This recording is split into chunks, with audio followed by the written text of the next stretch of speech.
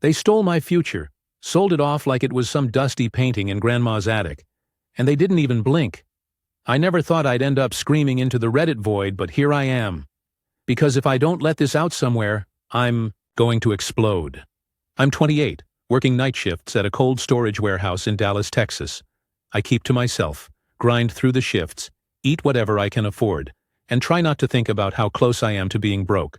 I rent a cramped one-bedroom. I drive a beat-up 2015 Ford Fusion that I used to be proud of, and I haven't taken a real vacation since my high school graduation. My parents, meanwhile, they're living like Instagram influencers in their 50s. Sati, spa days, fine dining, front-row concert tickets. They post inspirational quotes over photos of their brunch mimosas. Manifest abundance, my mom wrote last week, while I was literally debating whether to skip dinner or the electric bill. Worst part? They've never struggled. Not once. They've always acted broke when it suited them. We just can't afford that, Ethan. They'd sigh when I needed cleats for soccer, then show up to my game late with Starbucks cups and new sunglasses. They'd say, "Money's tight," and then head off to a vineyard tour in Napa. I always told myself they weren't evil, just selfish, spoiled. But this time, they crossed a line so far I had to burn the whole bridge down. It started last Monday, 6:03 p.m. I remember the exact time because I was texting my buddy to see if he wanted to split a pizza. I walked out of the warehouse, exhausted, drenched, in sweat, thinking about hot food and sleep. Then I saw the empty parking spot. I stopped walking, blinked, laughed nervously. Maybe I'd parked on the other side of the lot? My brain was fried from an 11-hour shift and 2 hours of overtime. I checked the next row. And the next. Nothing. My heart started slamming like a jackhammer. I called the police, hands shaking, convinced I was the latest victim of some low-life car thief. But the cop's voice on the other end? Calm. Too calm. "Sir, the vehicle wasn't stolen. It was legally sold earlier today by the person on the title." I stared at my phone like it had grown teeth. "What do you mean sold? That's my car. I've been paying that car off for 8 damn years. Title is under a Raymond Cole. You know him?" I nearly dropped the phone. "That's my father." I couldn't speak, couldn't think. I stood in that parking lot under the setting sun like a ghost, while a couple co-workers walked past, laughing about a fantasy football bet. My ears rang. My legs felt hollow. I remembered parking the car at my parents' place the night before, just for the night. My apartment complex was repaving the lot and had posted tow warnings. I thought I was being smart. Safe. Turns out I handed them the keys to rob me blind. See, I needed a cosigner back in the day. My dad offered with this big, "I'm proud of you, son" speech that clearly aged like milk. I made every single payment, over 100 of them. And I always meant to transfer the title once it was paid off. But I trusted them. I figured blood meant something. I was wrong. My buddy Eric gave me a ride home, and I couldn't even explain what happened. I just sat there staring out the window, fists clenched, teeth grinding. When I walked into my apartment, I pulled up Facebook on a hunch. And there it was. The betrayal in high definition, my parents. Poolside at a luxury resort in Cabo San Lucas. Mom holding a fruity cocktail with a slice of pineapple. Dad grinning like he won the lottery. Caption: "Living our best life. YOLO. Deserved vacay. Deserved." I spent 8 years sacrificing nights, weekends, and my spine for that car. And they used it to upgrade their damn tan. They didn't even tell me. I called. Straight to voicemail, texted. No reply. I wasn't even worth a warning. 7 days later, they came back, walked into my place like nothing happened. Dad dropped his designer suitcase with a thud and stretched like he was the one who'd been breaking his back all week. "Hey, sport," he said with a smug smirk. "You surviving without the car?" I stared at him, my jaw locked so tight it hurt. "You sold it." Mom breezed past me, setting her designer purse on my counter like she lived here. "We needed the money, sweetie. That trip was a once-in-a-lifetime deal. All inclusive." "You wouldn't understand," I laughed. "Once?" Sharp and humorless. "You're right. I wouldn't understand stealing from your own kid." Dad shrugged. "Don't be dramatic. It was just sitting there. You'll figure it out." Just sitting there? That car took me to work, took me to interviews, took me to late-night grocery runs when my card was about to bounce. It wasn't just sitting there. It was holding my damn life together. You sold my future for a vacation, I said quietly. And my mom, God bless her tone-deaf soul, pulled out a tiny souvenir from her shopping bag and beamed. A little something for you, from the gift shop. It was a plastic keychain shaped like a pineapple. I looked at the keychain, then at them. That's when something cracked. A slow, dangerous kind of crack. I didn't shout. I didn't throw anything. I just nodded. Cool, I said. Enjoy your memories. I'm going to go get mine back. And that's how the storm began. I don't remember the exact moment I decided to sue them. It wasn't one of those dramatic movie scenes with thunder crashing outside while I furiously typed on my laptop. It was quieter, colder, like a switch flipped, and the numbness gave way to razor-sharp clarity. They had no idea what was coming.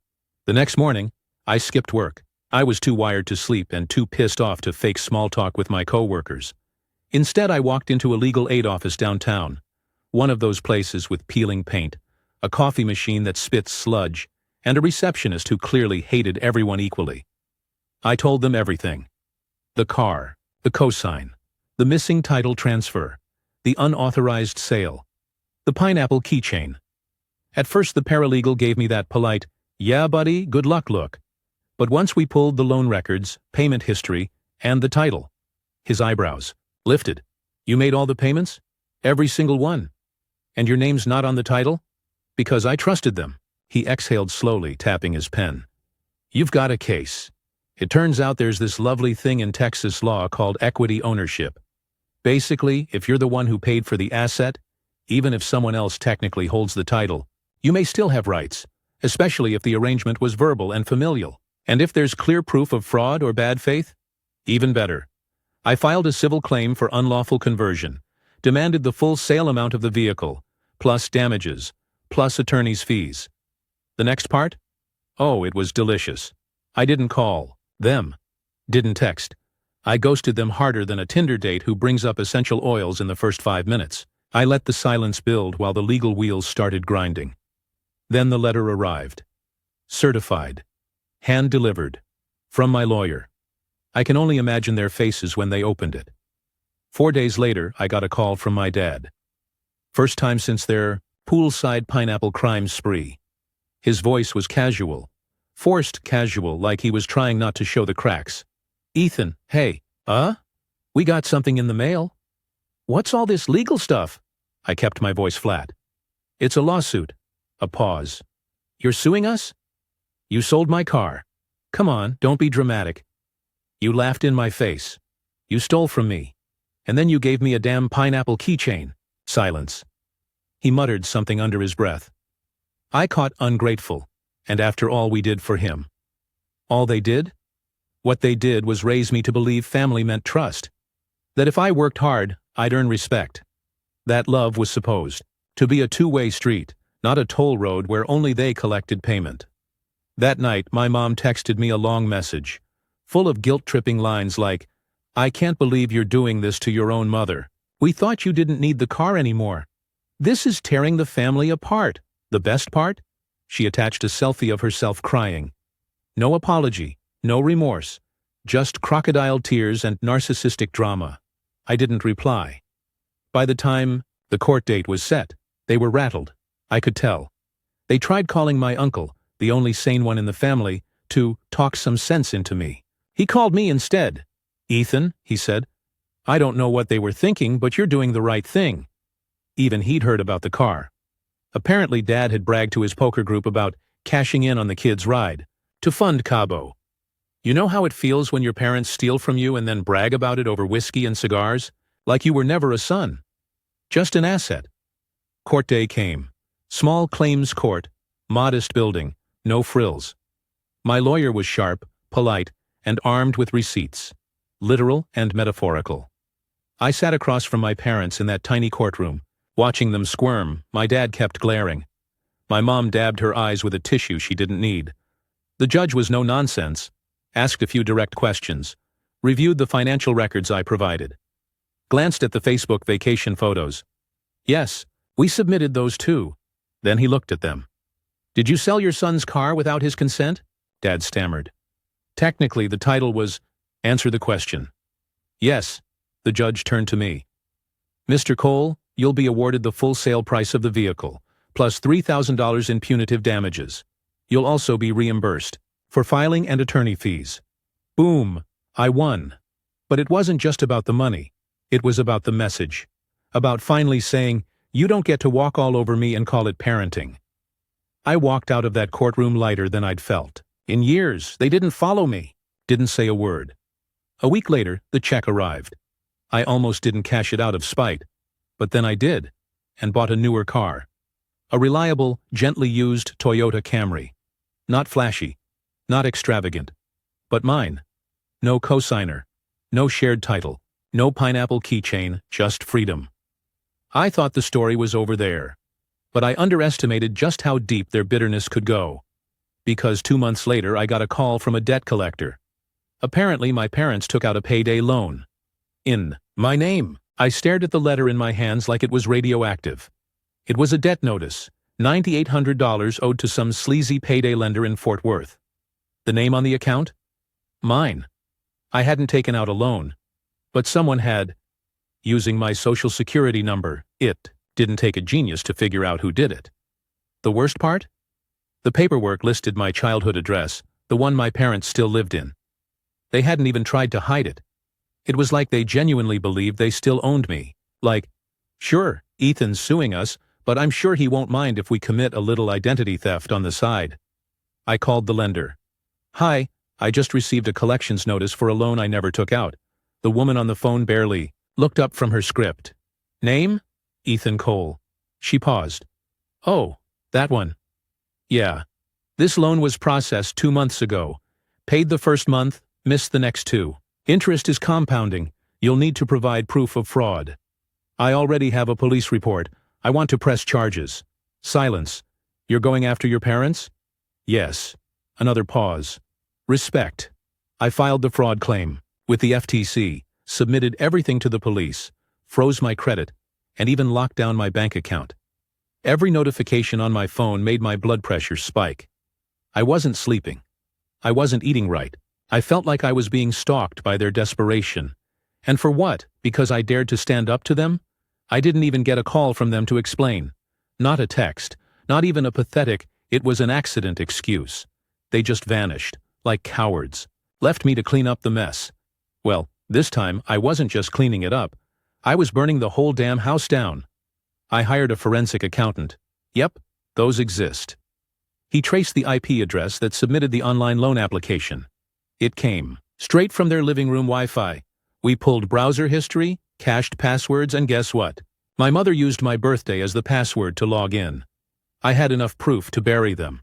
When the detective came by with a follow-up, he asked the same question everyone else eventually asked. Are you sure you want to press felony charges against your parents? And here's the thing. That question always sounds noble. Like, are you sure you want to throw away your family? But they threw me away first, so yes. I was damn sure. The arrest warrant was issued quietly. They picked them up on a Thursday morning. My mom was still in her bathrobe when they handcuffed her on the porch. My dad didn't even fight it. Just muttered, "This is ridiculous," as they read him his rights. The mugshots were public. And yes, I looked them up. They looked shocked. Betrayed even.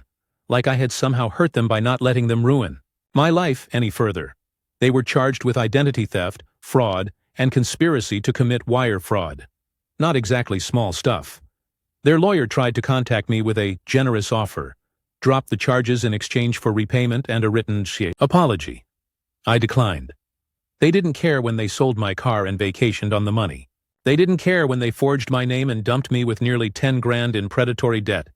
They didn't care when they saw my credit ruined and knew I'd struggle to rent an apartment, buy a home, or even get a new phone plan.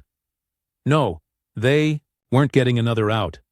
At the pretrial hearing, I sat in the back row, watched my mom cry on command, watched my dad cross his arms and look around like the court system was just another inconvenience.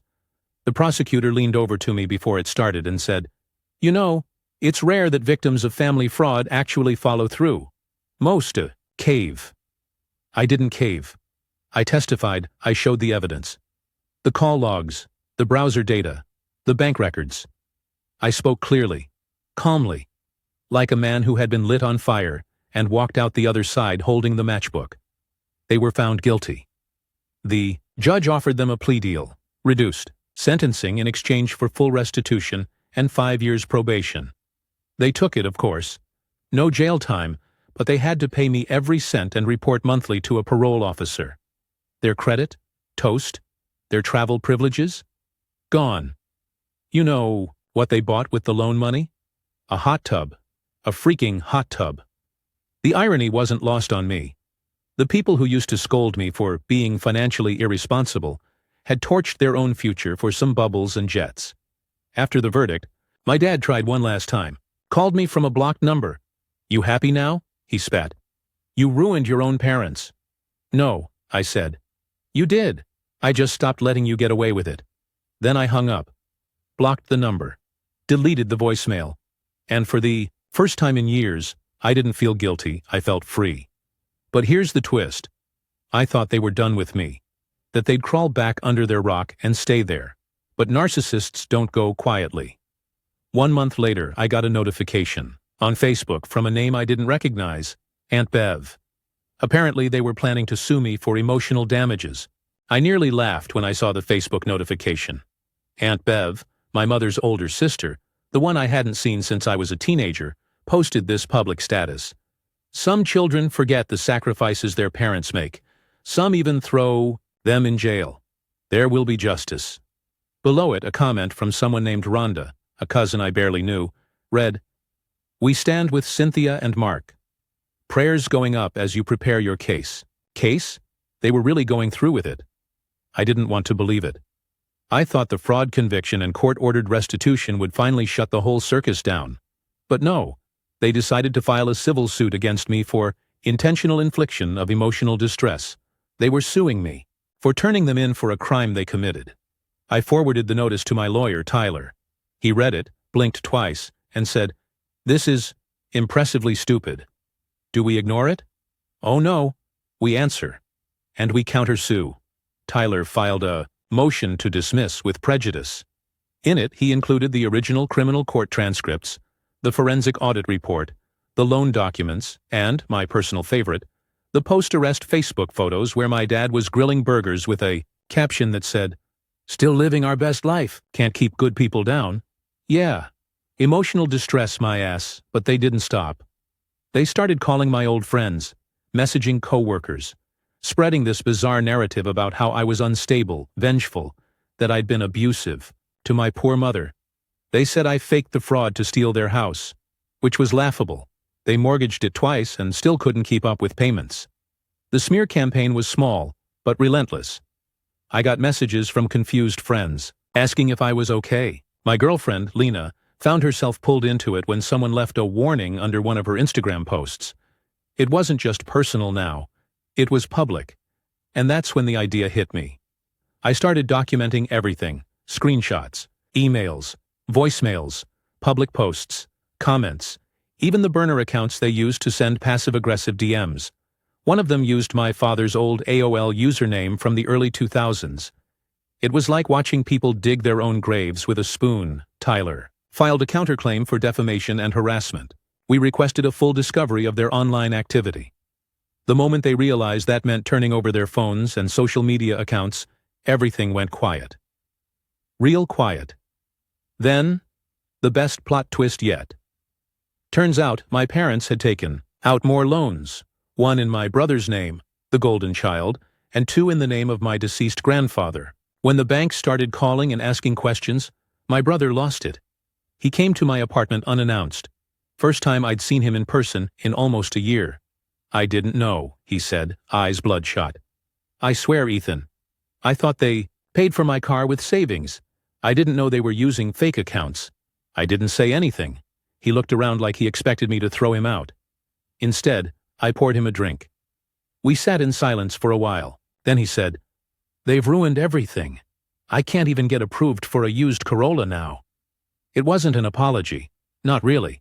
But it was the closest he'd ever come to admitting they were wrong. I let him talk. He spilled everything. About how they guilted him into silence, how they warned him I'd turn the family against him, how they made him feel like questioning them was betrayal. And I realized something: he wasn't their golden child. He was just next in line. The civil suit was dropped a week later. No explanation. Just a notice that they were withdrawing the complaint voluntarily, but the damage was already done. Their name was radioactive. Their credit tanked. They lost the house, not because of me, but because they defaulted on every other loan they tried to hide under a rug. They didn't go to jail, but they did something worse. They lost their image, and for narcissists like them, that's the death penalty. I thought that would be the end of it, but then I got a letter in the mail, one that made my hands shake. It wasn't from my parents. It was from a lawyer representing someone I hadn't heard from in years. My grandmother. She had just updated her will, and I was now the sole heir. The envelope was thick. Not the kind you get with junk mail or spammy credit offers. This was real, heavy paper, the kind used when someone wants to make a point. The letter inside was neatly typed, my name in bold at the top. And the words that made me sit down hard. I, Lillian Brooks, being of sound mind and memory, do hereby name my grandson, Ethan Brooks, sole beneficiary of my estate. My grandmother and I hadn't spoken in nearly a decade. Not out of malice. She'd simply been pushed out of the picture by my parents once they took full control of the narrative. She lived 3 hours north in a quiet retirement community, and every time I'd brought up visiting her in the past, my mother would say things like, "She's not doing well. Probably wouldn't even recognize you anymore. She always favored you. It's awkward for the rest of us." I was too busy surviving back then to question it. Now I knew better. Tyler confirmed the will was legal. The estate wasn't huge, but it included a decent amount of savings, some stocks, and a small lakeside cabin I didn't even know she owned. And then there was the chest. The executor handed it to me personally, wrapped in an old quilt that smelled like cedar and lavender. It was a deep mahogany box, heavy, with iron clasps and a key already inserted. "Your grandmother instructed that you open this privately," the executor said. She was very specific. When I finally did, alone in my living room, curtains, drawn, I found something that made my heart stop. A stack of letters, dozens, maybe 100, all addressed to me. Dates on the envelopes ranged from the year I left for college to just a few months before she passed. The top one was postmarked 2013. I opened it with shaking hands. "Dear Ethan, I hope you're well. Your mother said you were busy with school, but I miss hearing your voice.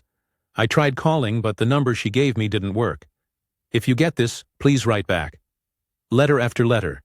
Birthday cards, Christmas notes, some with small cash folded in, all of them undelivered, and the truth landed hard. My parents had intercepted them. Every single one. They'd kept us apart on purpose. They'd robbed me of the one person who never saw me as a burden. The further I dug, the darker it got. One letter from 2016 read, "I know something isn't right. Your mother gets angry if I ask about you. She told me never to contact you again. But I remember what she was like as a girl. She lied often. Please know I love you." Another contained a photo. Me as a child on Grandma's lap, a Christmas tree behind us. Scribbled on the back, "You were always my favorite person. Don't let them take that from you." The final envelope was marked, "To be opened upon my death." Inside, a single-page letter in my grandmother's fragile cursive. "Ethan, I see now what they tried to do. I couldn't stop them from stealing your childhood, but I can give you the truth. Your parents, they didn't just defraud you. They did it to others too. Enclosed is a list of names, people they borrowed from, conned, lied to, some family, some strangers. One of them, a man named Thomas O'Reilly. He threatened to report them years ago. He died in a car crash. I always wondered, do what you want with this information. But know this, you were always the best of us. I love you. Grandma?" Attached was a folded page, names and dates scribbled in pencil, bank transfers, check numbers, notes like $15K, promised to pay back in 3 mo's, and O'Reilly, check, bounced, refused to refund. My hands were cold. I stared at the list and realized this was bigger than family drama. This was a pattern, a trail. My parents weren't just bad people. They were serial manipulators, maybe even criminals beyond what they'd been convicted for. And my grandmother. She had tried to give me the means to finish what I started. I took photos of everything, sent a copy to Tyler. His reply came within minutes. Ethan, this might be enough to reopen the case. If even half of this can be verified, we could press charges again, civil and criminal. But I hesitated, because what came next wouldn't just destroy them financially. It could land them behind bars, maybe for a long, long time. And no matter how much they deserved it, part of me still asked, am I ready for that? That question was still burning in my mind when I got another letter, hand-delivered by courier. This time, from my mother. Just 5 words were scrawled across the top.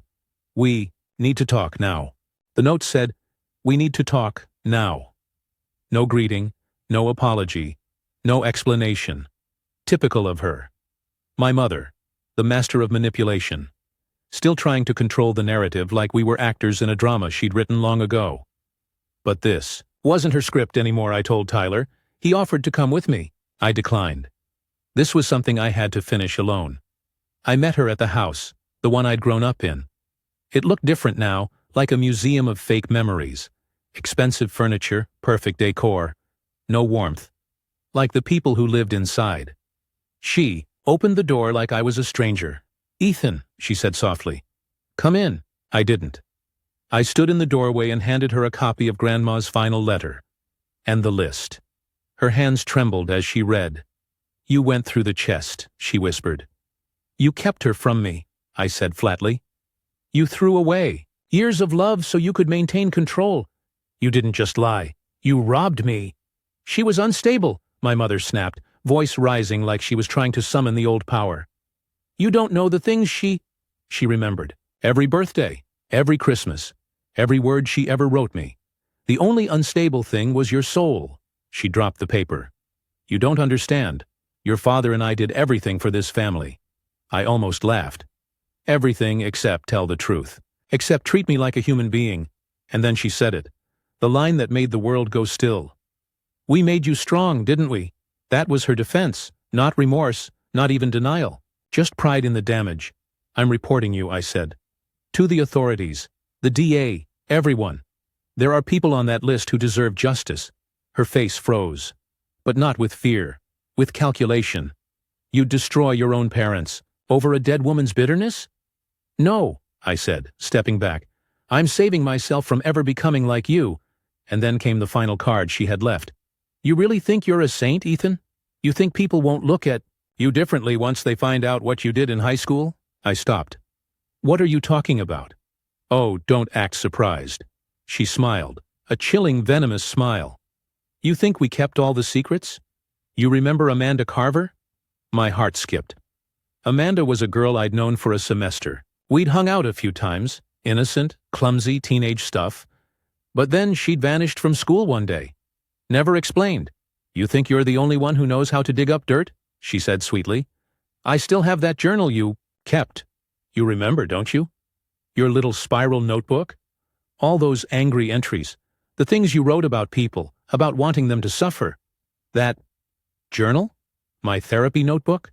The one I'd been told was too dark, that they said they'd burned? She never burned it. She kept it. And now she was threatening to use it against me. Go ahead, I said quietly. Leak it. Publish it.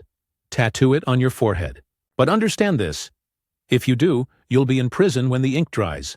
I have evidence, witnesses, and a lawyer who'd love to build a legacy on your downfall. For the first time, her confidence cracked. Her voice lowered to a hiss. You're just like her. No, I said, turning to leave. I'm what comes after you. And then I walked away. No final words. No goodbyes. I filed the evidence, with Tyler the next morning. By the end of the week, formal charges were drafted. Several of the victims came forward. Some cried when I returned Grandma's letters to their rightful recipients. Proof they weren't crazy, that someone had seen them, remembered them. Mom and Dad were slapped with multiple counts of financial fraud, obstruction, and witness tampering. The DA called it the tip of a very corrupt iceberg. Bail was denied. The media got wind of it. A headline ran in bold, Family Fraud Empire Falls. Son exposes parents. After years of abuse, poetic justice? Maybe. But the best part was what came after. I took Grandma's ashes to the lake by the cabin. The air smelled like pine and freedom.